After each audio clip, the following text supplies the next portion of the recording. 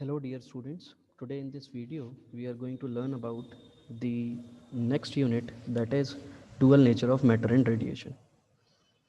In this unit, first of all, we must know that what is photoelectric effect. So what is photoelectric effect means?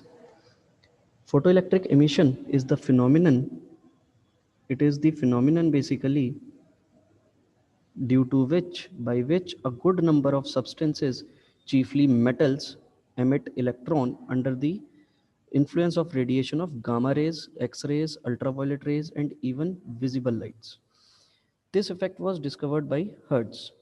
So what he did is he performed an experiment, and in this experiment he had taken a quartz bulb, and in this quartz bulb he put a cathode and a anode. He incidented a light source of very high frequency. The light source was of very high frequency. So it consists of a cathode and an anode, and plate are connected by to a battery and a sensitive galvanometer. In the absence of any radiation incident on the plate, there is no flow of current. Hence, there is no deflection in the galvanometer. But when an electromagnetic radiation like ultraviolet radiation is allowed to fall on plate C, which is connected to the negative terminal of the battery, a current begins to flow, indicated by the deflection of the galvanometer. But when ultraviolet radiation is made to fall on A, there is no deflection in the galvanometer. These observations reveals that particle emitted by plate C due to the photoelectric effect are negatively charged. These particles are found to be electrons. The observed current, the current due to this high frequency light, it was observed, and that current is called as photoelectric current. It is due to the flow of electrons.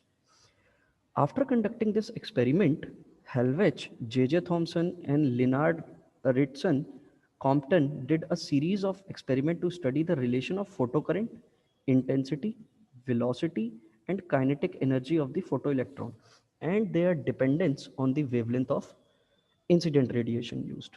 So what they did is, first, they did the experiment to find the effect on the intensity of radiation on photoelectric current. What is the effect of intensity on the incident radiation? So what they did is, first of all, they kept the frequency constant. क्या चीज constant रख दी बेटा? Frequency को constant रख दिया. और what they find कि जो भी पोटेंशियल डिफरेंस है एनोड और कैथोड के बीच में at constant value the intensity of incident radiation is varied. The corresponding photocurrent is measured in the microammeter. It is found that photoelectric current increases linearly with the intensity of radiation. तो यहाँ पर photoelectric current और intensity के बीच में जो आपको graph देखने को मिलेगा, that graph will be a straight line, के जैसे जैसे आप intensity बढ़ाएंगे वैसे वैसे आपका photocurrent भी क्या होगा, increase होगा. Second experiment which they performed was the effect of potential difference. So for a given metallic surface C, जो भी आपकी कैथोड थी, उसकी अगर हम इंटेंसिटी और एंड फ्रीक्वेंसी, यहाँ पर आपको इंटेंसिटी एंड फ्रीक्वेंसी को कांस्टेंट रख दिया, इंटेंसिटी एंड फ्रीक्वेंसी को कांस्टेंट रखा, दो चीज़ें आपने क्या रख दी यहाँ पर, कांस्टेंट रख दी. तो इसकी वजह से क्या हुआ, जो भी आपका पोटेंशियल डिफरेंस है उसके ऊपर effect, the effect of potential difference between the plate on the photoelectric current can be studied as shown in figure 3. The variation of the photo current with the potential difference between the two plates when the positive potential of A is increased. अगर हमने positive potential ए का increase किया तो current भी हमारा increase हुआ. लेकिन the positive potential is further increased such that it is large enough to collect all the photoelectrons. मतलब उस प्लेट्स में से अगर हम सारे के सारे इलेक्ट्रॉन अगर एक बार इमिट करा लिए हमने, क्योंकि लाइट इंसिडेंट होगी तो वो इलेक्ट्रॉन को इमिट करेगी, और अगर इलेक्ट्रॉन को इमिट करेगी तो जितने भी इलेक्ट्रॉन्स अगर वो सारे के सारे हमने इमिट करा लिए तो करंट क्या होगा, अपनी मैक्सिमम वैल्यू पर पहुंच जाएगा. कि इनिशियली कुछ ना कुछ करंट होगा और वो इनिशियली करंट के बाद फिर वो क्या होगा, सेचुरेशन पर पहुंच जाएगा.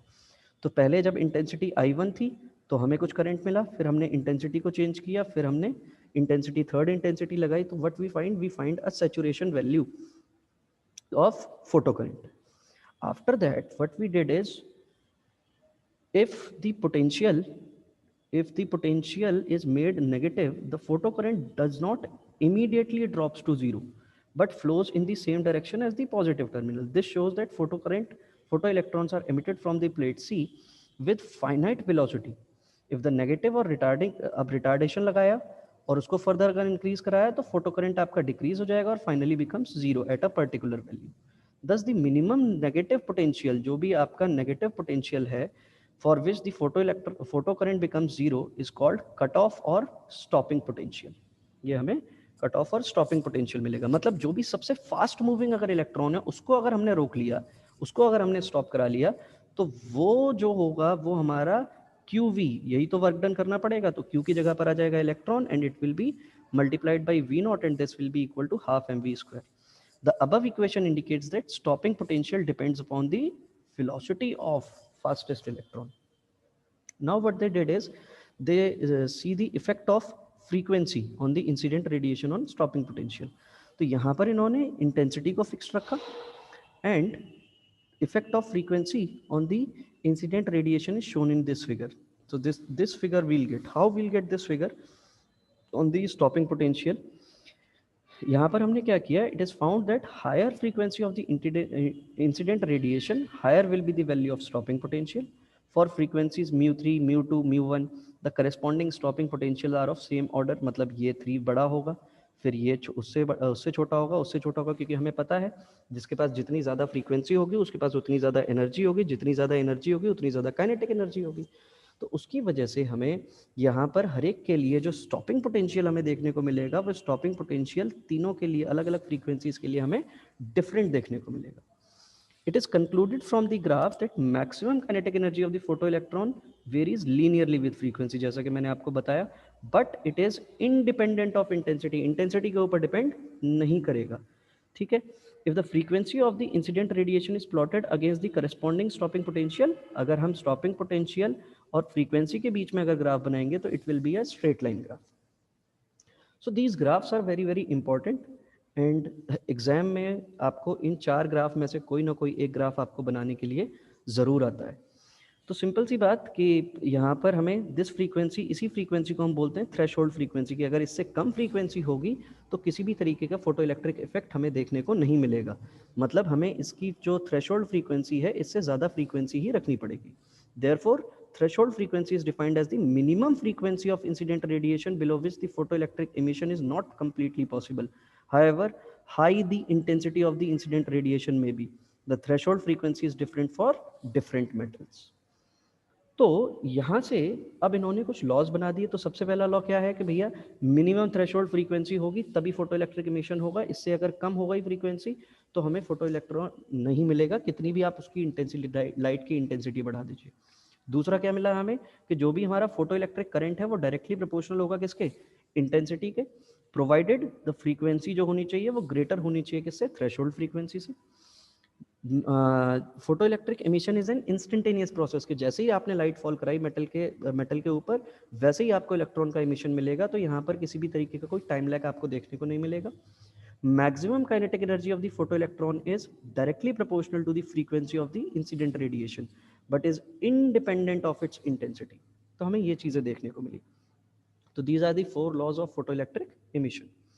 Now light wave and photons की अगर हम बात करें तो यहाँ पर हमें प्लैंक्स क्वांटम थ्योरी हमें देखने को मिलती है. तो अकॉर्डिंग टू प्लैंक्स क्या है, लाइट जो है वो डिस्क्रीट पैकेट्स के फॉर्म में होती है जिसको हम क्वांटा बोलते हैं या फिर उसको फोटोन भी बोल सकते हैं.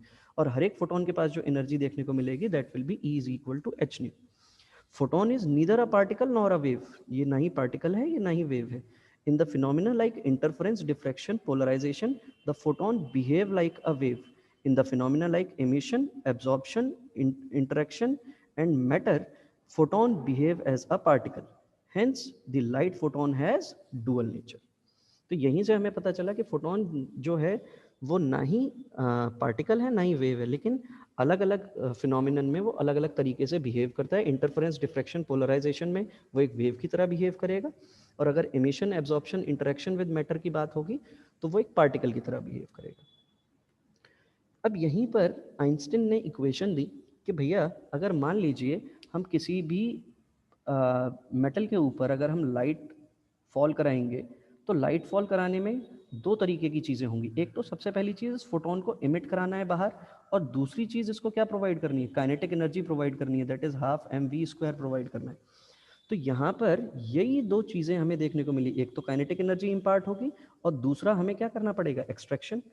तो जो भी आपने लाइट सोर्स फॉल कराई, ये जो लाइट सोर्स है इसके पास एनर्जी कितनी है, एच न्यू, और अगर इसके पास फ्रीक्वेंसी एच न्यू है तो ऑब्वियस सी बात है ये जो एच न्यू होगा, this h nu will be equal to सबसे पहले तो वर्क फंक्शन के बराबर plus half M we square के बराबर देखने को मिलेगा। यहाँ पर अगर हम बात करें, if the electron does not lose energy by internal collision as it escapes from the matter, the entire energy will be exhibited as kinetic energy of the electron। तो भैया उस केस में आपका H nu will be equal to W plus half M V max square हो जाएगा। यहीं से हमें एक रिलेशन मिल गया, that is half M V max square, this will be equal to H nu minus nu not. It is very very important, हर जगह पर आपको इंपॉर्टेंट या वेरी वेरी इंपॉर्टेंट अगर लिखा हुआ मिल रहा है बेटा, तो यानी कि वो बहुत ही ज़्यादा इंपॉर्टेंट है, उस पर आपको ध्यान देना है। यहीं से अगर हम आगे चलें तो आगे चलने पर हमें क्या पता चला कि अगर फ्रीक्वेंसी, थ्रेशोल्ड फ्रीक्वेंसी ज़्यादा है, किससे, जो भी आपकी फ्रीक्वेंसी है, तो मतलब हाफ एम वी स्क्वायर क्या हो जाएगा आपका, negative, which is not possible. So therefore the photo electric emission to take place, उसके लिए म्यू को बड़ा होना पड़ेगा म्यू नॉट से। सिंस एक फोटोन जब फॉल करेगा तो एक ही इलेक्ट्रॉन इमिट होगा, मतलब जितने फोटोन, अगर 1000 फोटोन फॉल कर रहे हैं तो ऑब्वियस सी बात है यू विल गेट 1000 इलेक्ट्रॉन्स ही आपको मिलेंगे बेटा। ये दूसरी चीज़, it is clear that half M we square is directly proportional to mu, जितनी ज़्यादा फ्रीक्वेंसी उतनी ज़्यादा kinetic energy, this shows that kinetic energy frequency के डायरेक्टली प्रोपोर्शनल है। Photoelectric emission is due to the collision of, photoelectric emission क्या है, basically collision of photon and electron. As such, there cannot be any significant time lag between the incidence of photons and emission of electrons. That is, the process is instantaneous. ये कैसा process है, instantaneous process है। अब एक तो हमें मिली है Einstein equation, और एक दूसरी इक्वेशन हमें बीच में जब हेल्वेच ने एक्सपेरिमेंट किया था उससे हमें इक्वेशन मिली थी। इन दोनों को इक्वेट किया तो हमें ये क्या पता चल गया, ये हमें पोटेंशियल मिल गया, स्टॉपिंग पोटेंशियल की वैल्यू मिल गई। जब हमें ये स्टॉपिंग पोटेंशियल की वैल्यू मिली तो इसी इक्वेशन से हमें एक स्ट्रेट लाइन मिलेगी। This is a equation of straight line, ये स्ट्रेट लाइन की इक्वेशन है। Millikan verified equation 3 experimentally and found that it is in the harmony of the observed fact. Next is matter wave. What do we mean by matter wave? See, as we know that light has a dual nature as well as particle is also having a dual nature। भाई जब कभी भी कोई particle move करता है तो move करते time पे वो अपना जो भी मीडियम में मूव करता है तो वो मीडियम में क्या बनाता है, अपनी एक वेव बनाता है। That wave is called matter wave. इसी वेव को क्या बोलते हैं हम लोग, मैटर वेव बोलते हैं। तो E इज इक्वल टू हमें पता है एच न्यू होता है, और आइंस्टीन की एनर्जी मास रिलेशन से हमें क्या पता चला, E is equal to m c square होता है। दोनों को इन्होंने इक्वेट किया तो लैम्डा की वैल्यू हमें क्या मिल गई, एच अपॉन एम सी।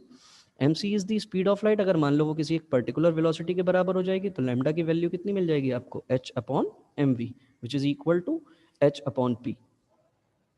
तो इससे हमें क्या क्या कंक्लूजन मिले कि जो भी डी ब्रोगली वेवलेंथ है वो इन्वर्सली प्रोपोर्शनल टू वेलोसिटी है, मतलब जितनी ज़्यादा वेलोसिटी उतनी कम आपको क्या मिलेगी, वेवलेंथ मिलेगी, पहली चीज़। दूसरी, द पार्टिकल जो भी आपका रेस्ट पर होगा उसके लिए डी ब्रोगली वेवलेंथ क्या होगी, इनफाइनाइट होगी। तीसरा, de Broglie wavelength is inversely proportional to mass, वो भी हमें दिखाई दे रहा था, lambda is equal to H upon M V से। De Broglie wavelength is independent of the charge of the particle, charge से हमें कोई लेना देना नहीं है, ठीक है। Matter waves are not electromagnetic waves because they are not produced by accelerated charge. Matter waves are probability waves, amplitude of which gives the probability of existence of the particle at the point। मतलब ये सिर्फ ये बताती है कि किसी भी particular point पर पार्टिकल एग्जिस्ट कर रहा था या नहीं कर रहा था। ये कभी भी आपको एक्सेलरेटेड चार्जेस के बारे में इंफॉर्मेशन नहीं देगी, क्योंकि डी ब्रोगली वेवलेंथ जो है वो इंडिपेंडेंट ऑफ द चार्ज है। तो अगर हमें मान लीजिए इलेक्ट्रॉन की डी ब्रोगली वेवलेंथ निकालनी है, क्योंकि इलेक्ट्रॉन हमारा मूविंग पार्टिकल है, अगर इलेक्ट्रॉन की हमें वेवलेंथ निकालनी है तो half M we square is equal to e v होगा। तो वी की वैल्यू हमें क्या मिल जाएगी, root under e v by m. Lambda is equal to क्या मिलेगा, एच अपॉन एम वी। जब हम लैम्डा की वैल्यू यहाँ पर प्लेस करेंगे तो हमें ये रिलेशन मिलेगा, which is very very important. इन सारी वैल्यूज़ को जब आप सॉल्व करेंगे तो लैम्डा की वैल्यू आपके सामने आएगी 12.27 अपॉन रूट वी एंगस्ट्रॉम, ये आपको वैल्यू मिलेगी। Since E is equal to EV is a kinetic energy associated with the electrons, the equation 2 becomes lambda is equal to h upon root under 2 MeV. This is also very, very important. So this completes your dual nature of matter and radiation. It is a 4 mark unit. So study well, और सारी की सारी चीज़ें आपको इस video में मिलेंगी. A to Z notes हैं यहाँ पर properly. Just go through them and try to solve the numericals based on this. So that's all for today. Thank you so much and God bless you all.